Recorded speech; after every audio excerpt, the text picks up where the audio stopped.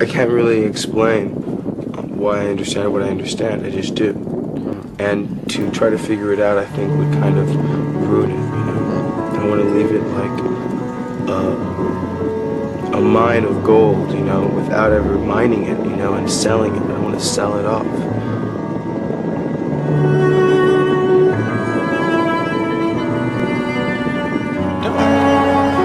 I said, what do you mean your family can't do it? And he said, they can't do it. He said, you're the only one that can write a book about me. And he said, all I want you to do is to tell the truth about me.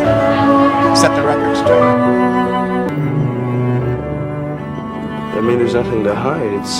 It's very obvious. There are priorities that lie more in an arms race or supporting like a World Bank, which has its subsidiaries and its affiliates spreading, develop the third world or whatever, spreading its havoc across our continent, It's more of like a police state now, more so than ever in the States, They're controlling things that get the culture in trouble, It's like a pressure cooker and never turning the stove off. It cooks and cooks until it explodes.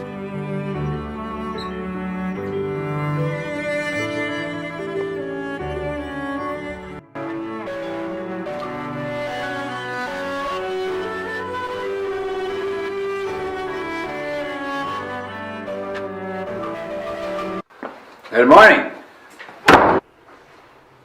Hello. Well, there he is. This is Matt.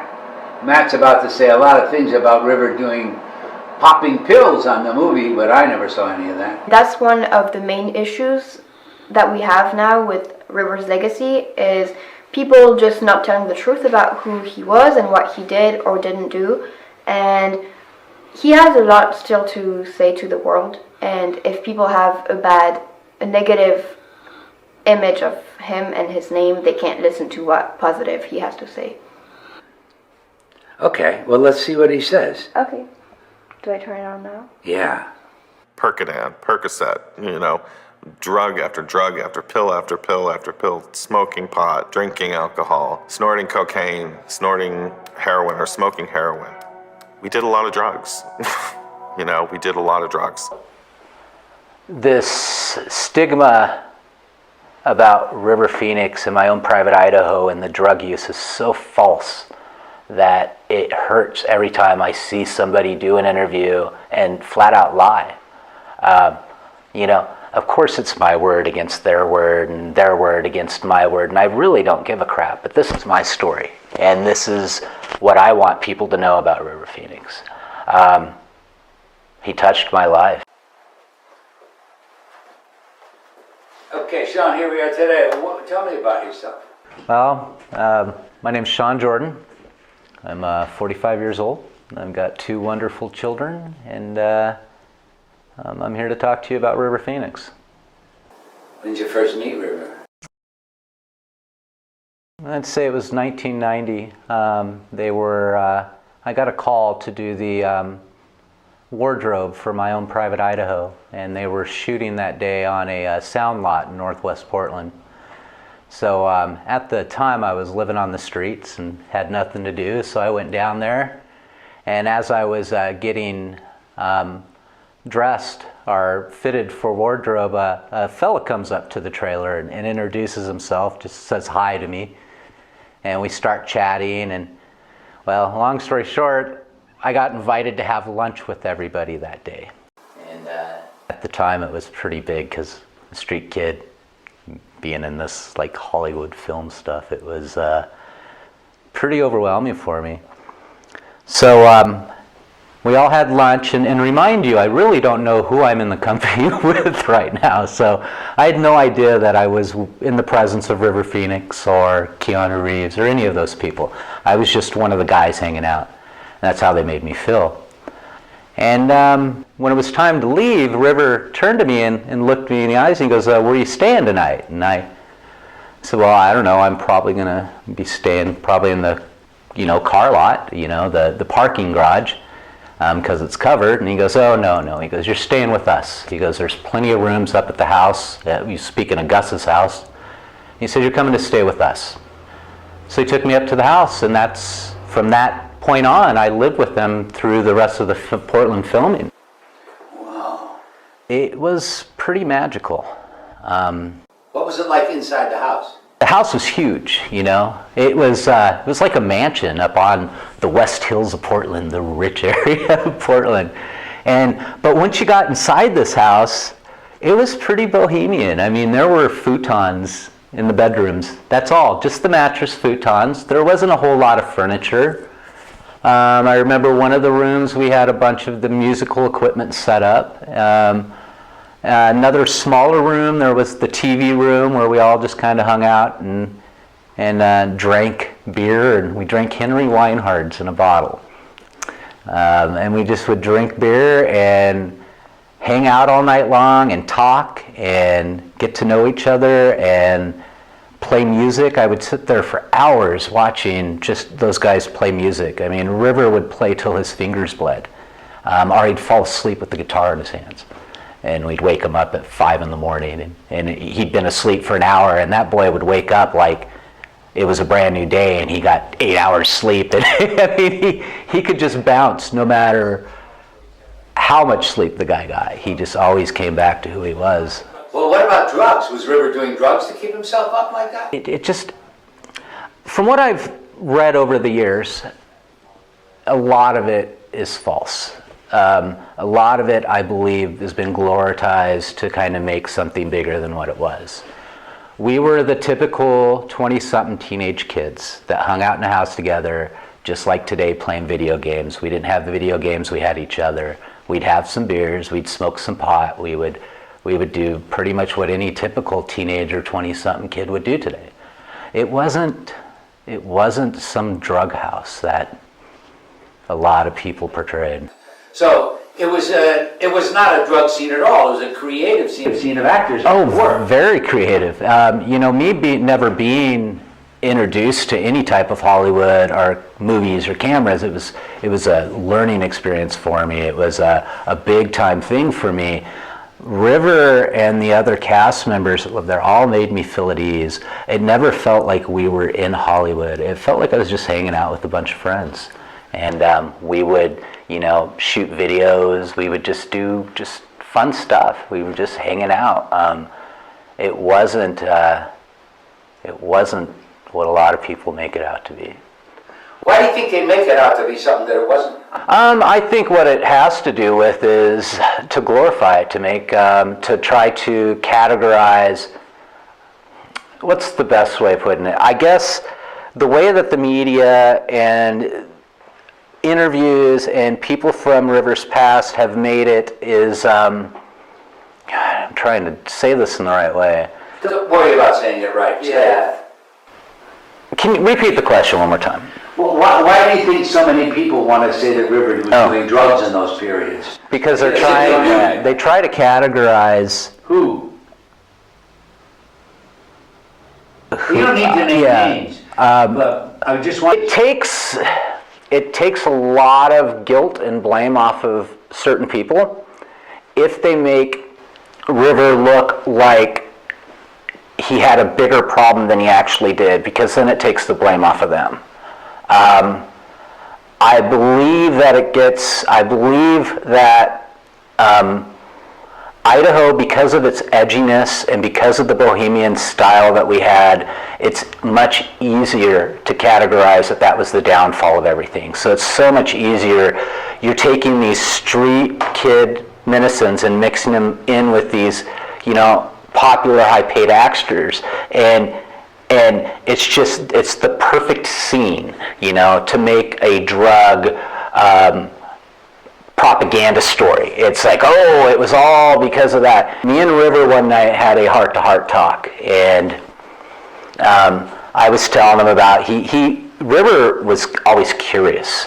He always wanted to learn more about me, and he never wanted to talk about acting or the movies. He just wanted to learn about me. What was I struggling?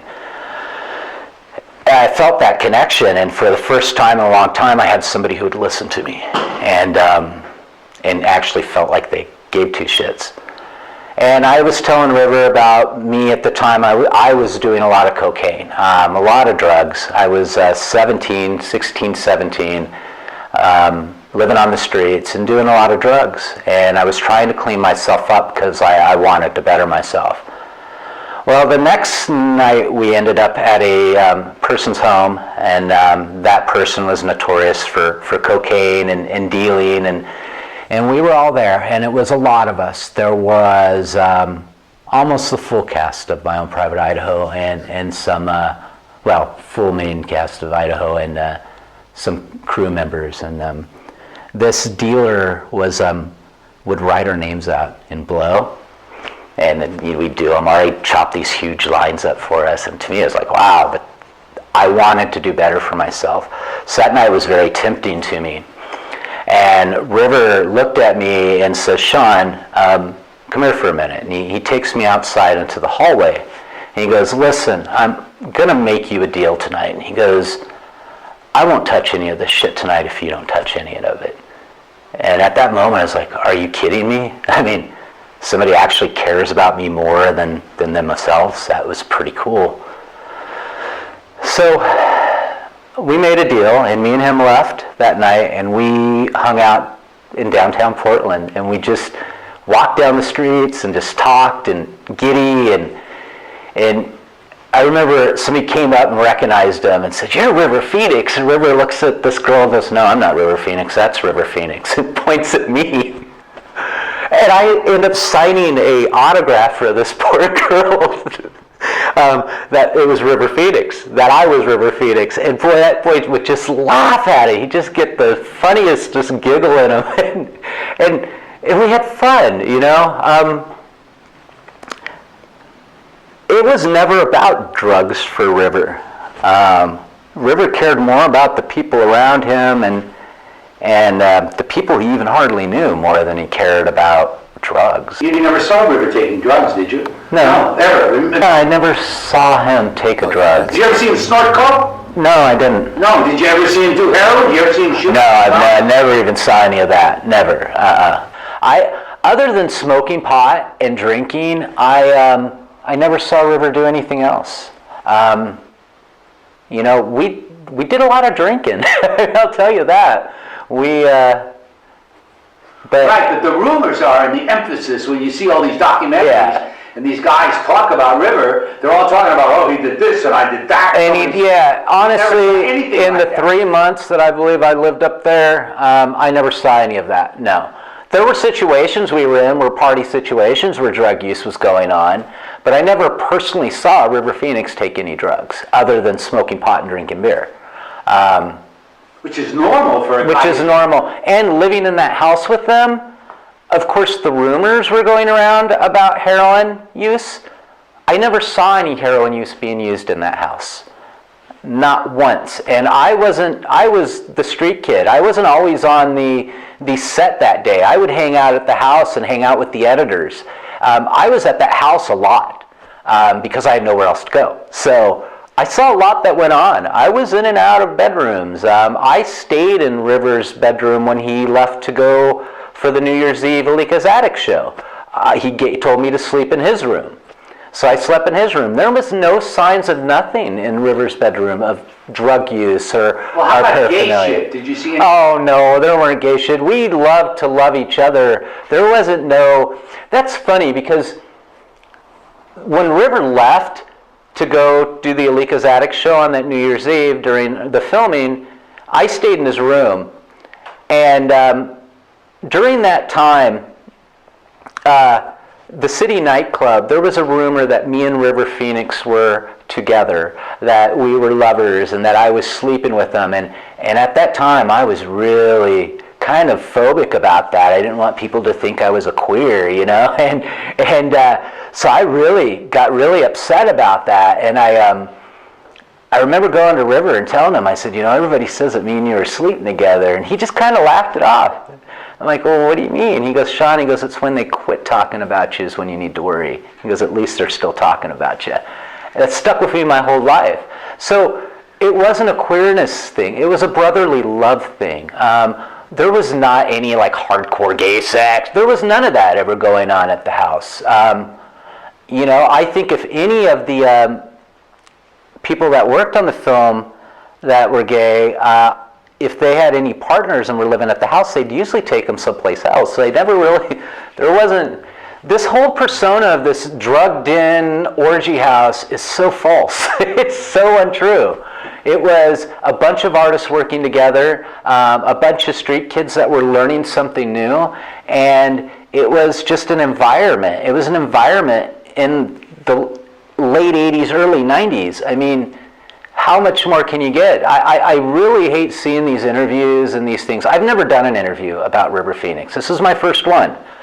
Because of, I've seen friends that have given those interviews, and I've seen how things have been twisted and how things are edited to suit their narrative. And so I've never done it. I never wanted to get misinterpreted. I never wanted to get taken out of context. I never wanted to do any of that. So this is my first one. So about my time with River Phoenix. You know, when I met River Phoenix, it not only did I gain a friend, even though it was a temporary friend, but I gained a lifetime friend. Even today, I meet people because of River Phoenix, and it's beautiful. So that boy touched my life in more ways than more people have done that are close to me. I don't have anything to gain from telling my story. I don't have anything I don't have anybody I'm trying to hurt. I just want people to know the truth, that River Phoenix was not this drug addict, drug addicted, lost boy that everybody claims him to be. The boy was very self-aware of himself and knew what he was doing. Just like everybody that I've known in my past, we go out, we have fun, we enjoy ourselves, and the next day we go on. It's one person that can fuck your night up. And unfortunately, that's what happened to River. One person fucked his night up, and that really hurts. I don't hear the guitar loud enough, this acoustic guitar here. This was a problem the night River Phoenix died, and then I couldn't play his acoustic guitar because the guy was being an asshole about the arrangements of making a microphone for an acoustic guitar. And I felt like if I would have played his guitar that night, maybe he would have died. Fucking turn up the guitar, please. If I had a normal family and a good upbringing, then I would have been a well-adjusted person.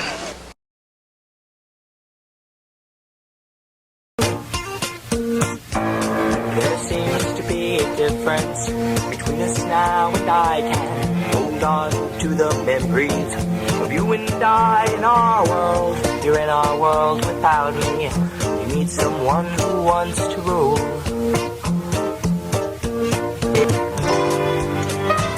Vanishing flowers, decorate your walls, write your words of love. You can't resist, it's what you miss. I didn't call, I left you feeling lost within.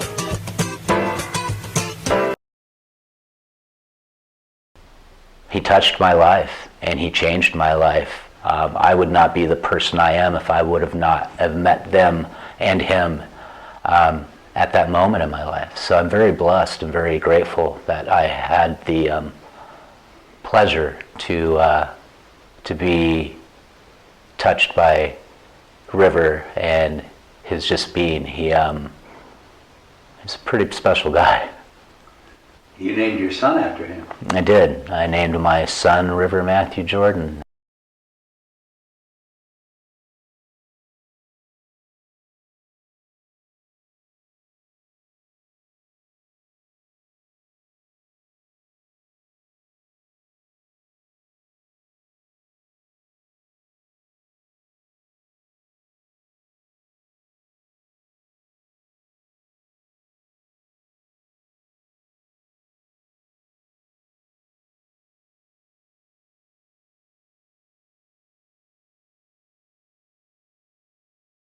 So what did she tell you about that night? Well, what she told me was that we were at the Rose Cafe, and it was raining. It was like, it was stormy. It was October, November, right at the end of Halloween. Yeah, but that was all part of it, and I've been crying the whole fucking time after. I couldn't believe it. There's a thing in people, somebody's in trouble, right? But there was nothing bad about River. That was the thing. I was going to meet with him. We were going to go over, pages that I'd written and others. We were in business. And how, so it's like a real shock. Anyway, so I'm saying, so she said, well, she said, Joaquin wanted to see Flea in Johnny Depp. Yeah. But River was tired and he didn't want to go out. So Joaquin, kept saying we gotta go, and then rain came, and I forget, and the other kids, and I said, okay, I'll take him, because he had to be 21 to get into the bar, and Joaquin was not of age. So I said, I'll go. And River said, okay. She, but then when we were in the elevator, he just, ran down the hall. I said, no, I'm coming. So he got in the elevator, and she said, and then when we got there, that he was wanting to sing, but they weren't going to let him sing because I forget. I'm now not remembering what she said because I'm listening. She said they weren't going to sing. She said, okay, so I'll sing. At the table. So he was just going to start singing at the table, right, in this restaurant. And she said, and he was starting to get up on the chair, and then John Frusciante came over, and he said, hey, Riv, drink this. It'll make you feel fabulous. So fabulous. Feel fabulous. And I'm hearing that because that was a line in a movie that I know a movie. There's a line like that Satan gives this guy a drink. Yeah. And I have that script, and I said, that's the same line. She said, yeah. Well, she says, and I guess he was weak. She said, anyway, he just took it and drank it, and he went into spasms, and she said he just started shaking. And and I didn't know, and I tried to grab him, help him, and I said we should get a doctor, and Joaquin pushed everybody away, and he said, no, he's going to be okay. He's okay, he's fine. And then Flea came over, and I said, Flea was there? She said, yeah, and to tell people to stay away from him. He was going to be all right. And so we were helping, and she said, then finally he fell down, and he said, and he wanted to get to the door, and so I lifted him up, and she said, but it went on for a long time, and I got him, and I can't even tell this story. I tell you, it's like listening to that. I was listening to it. I was in the same fucking. I was like, I said, you carried him? She said, yeah, I carried him outside.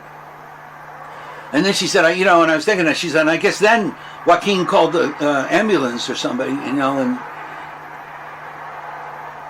I said, well, this guy killed him. He was murdered. She said, oh, well, I guess so. And now I'm trying to remember everything else I have notes someplace over, but that was the gist of what she said. Right. That was it. That was it. Yeah. He was going to sing his fucking songs, and this guy gave him this thing. And I'll tell you, hold on one second. I want to bring this. I'll be right back. I'll show you something that you ought to see. Because one of the things she said, because I remember her little, she was like wearing a raincoat. Like she looked like out of the Maltese Falcon or something. Yeah. She looked like the girlfriend, right? Who's and then I read what she said at the funeral at that service. Totally different story. Okay. This is what she said. It was one of those cups, the kind they get, but a bigger one. I want to be clear what she said. She held up her slender fingers, these little fingers with this ring. I'm watching this about and she said it was this big, and he drank it all. I don't know if he said thanks, bro, or something. But here I've got. Here, you can follow me over, and then we can do that. Because I have here, and I want to do a little demonstration. Because this is would be a gram of cocaine, or brown heroin, right? Put that in there, and this is 2 of them. Now, if I fill this up with drugs without measuring and just give that to somebody. It was called a Mickey when it was just a drug. Right. But if it killed you, it's called homicide. Or murder or something, right? Right. I remember my friend, because I directed I produced a movie with Carol O'Connor when his son was killed by a drug dealer, and his son was an addict. Yeah. He went after that kid. You see, now, once it became really clear to me, because after I had the so she said it was this big and he drank it all. I mean, I remember hearing she described it, you know, and he just reached back and drank it. And then I say, that wasn't all, she said, because then we kept talking. I mean, she said he had been taken into rehab. Her idea, River's idea is that he was going to get this guitar player and River jamming together. Right. And then, you know, and she said, and you know, and River was also thinking maybe he could even play with the Chili Peppers one day and that he'd get really good. And I'm thinking, wow, was this guy jealous of River? And this is a biblical fucking story, you know? See, I mean, and Joaquin then calls, and then when you read Joaquin's being very polite on the phone, he's in control on the phone, and then he loses it, but that control that he has shows that they were like not worried about River. They were worried about him being underage, they were worried about the Viper Room being shut down. I mean, for real. They were worried about somebody going to jail. They were worried about the Chili Pepper. Oh, so all this stuff now, that I could see right away. Yeah. That was not hard to see. And when his mother came and she was like, this family, I'm talking like I'm saying, Arlen, she said, I changed my name. I said, what'd you change your name to? She said, Hart. You know, it's like, watch out about buying a used car from somebody named Honest Sam or some shit. Right. Just when she said it changed to Hart, I thought, how can you have a heart? And sit there and smile at me. Yeah. And talk about the future. It's 2 months since, you know, your son died on the fucking street. In Jimmy Reardon, there's a scene where he lies on the street.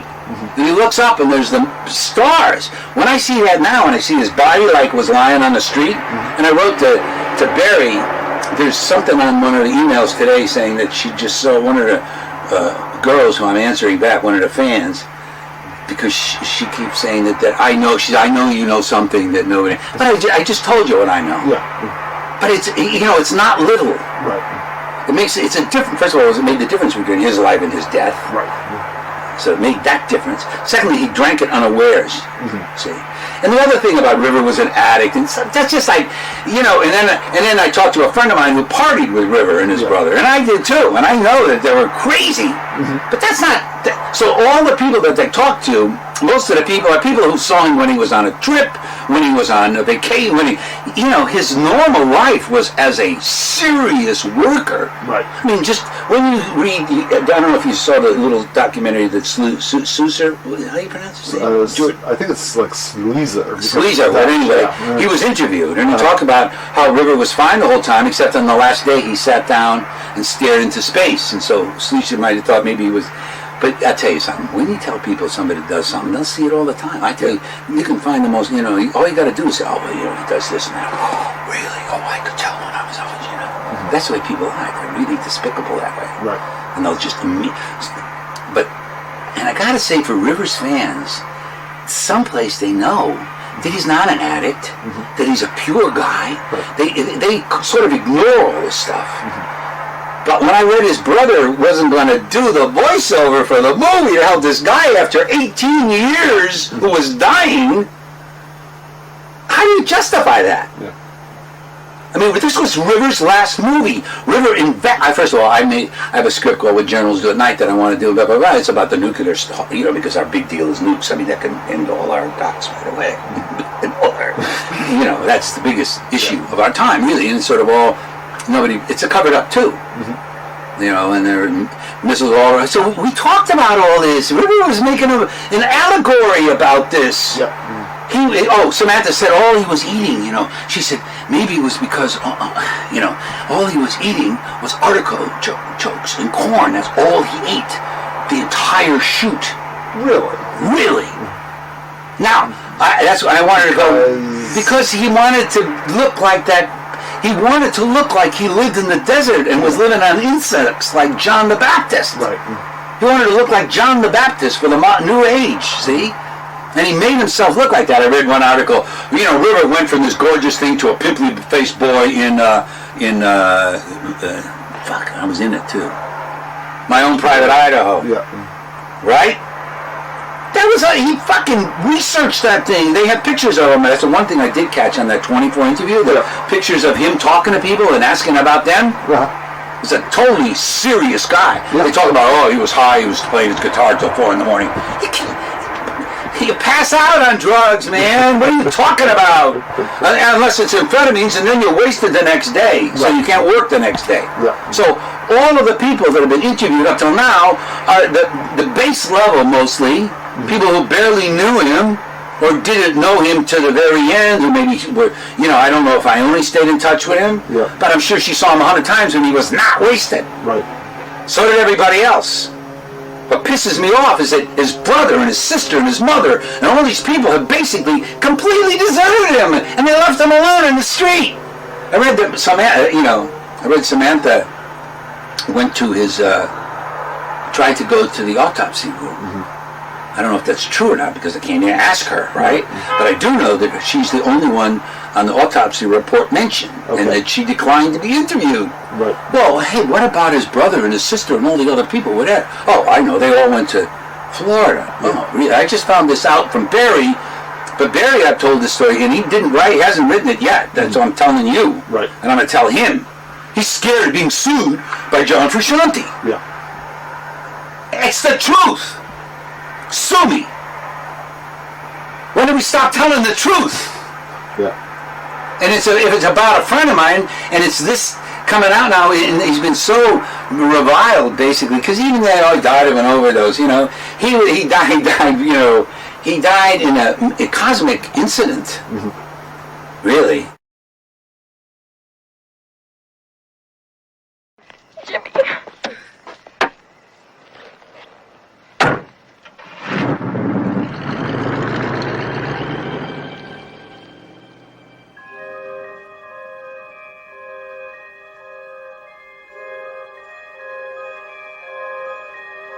Lisa, aren't you even going to kiss me goodbye?